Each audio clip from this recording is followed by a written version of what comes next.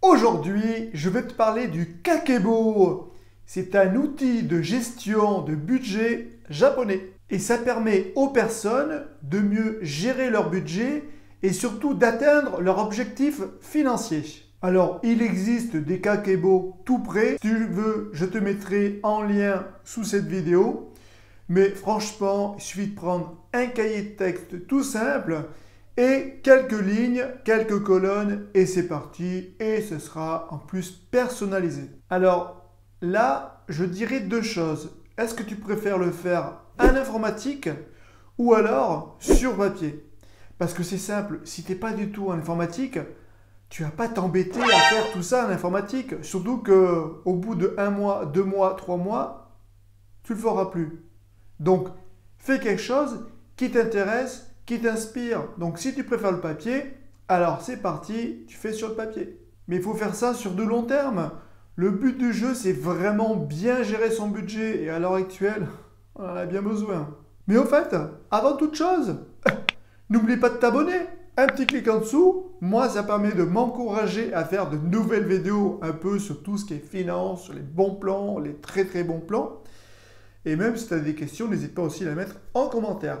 Le but de ce Kakebo, c'est vraiment savoir où vont tes dépenses, tes revenus, faire vraiment la vie de ton budget.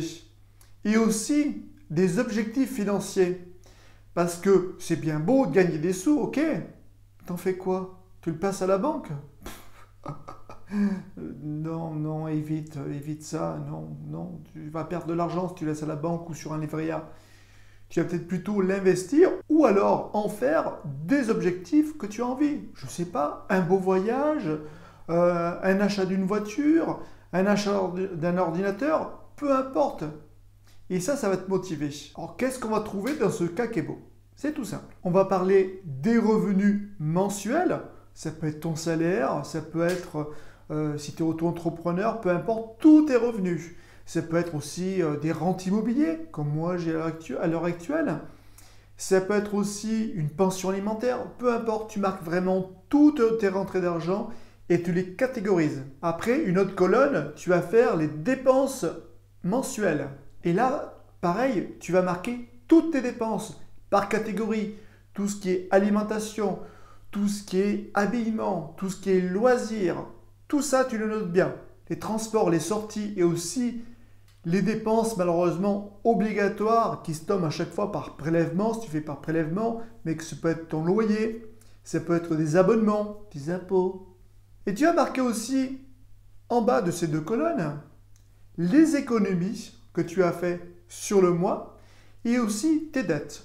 Et encore en bas, tu as marqué tes objectifs financiers. Comme je t'ai dit tout à l'heure, ça peut être un achat d'un ordinateur, une préparation d'un voyage, un cadeau, peu importe. Tu verras, quand tu vas avoir fait tout ça et toutes tes colonnes, tous les mois, tu vas voir tes dépenses, tes rentrées, et tu vas dire, tiens, il y a une différence. Pourquoi il y a une différence? Ok, j'ai moins travaillé, donc moins de rentrées. Ok, pas de souci.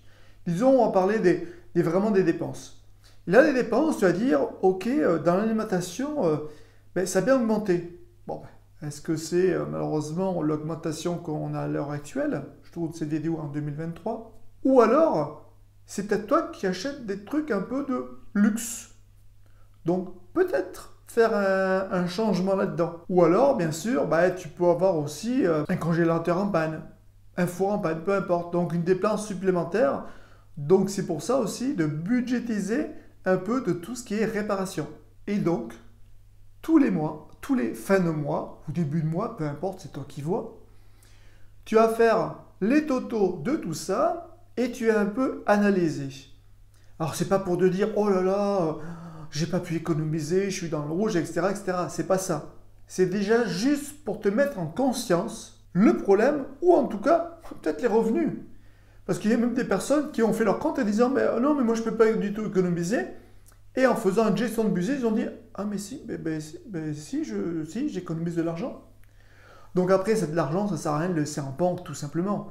Tu vas plutôt l'investir ou alors le mettre dans une sorte de fonds de sécurité.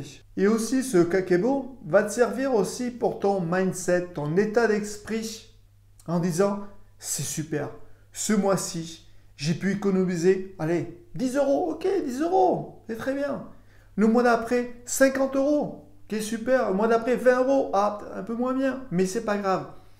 C'est vraiment pour te motiver à le faire et à vraiment améliorer tes finances. C'est pas n'importe quoi ça. Faut vraiment se le mettre à l'esprit parce que des fois on dépense, on achète, ainsi de suite et on ne sait pas où on va. Grâce à ça, c'est marqué noir sur blanc. Tu peux pas te planter. En tout cas, j'espère que cette vidéo t'a plu et moi je te dis à bientôt pour de prochaine vidéo. Salut!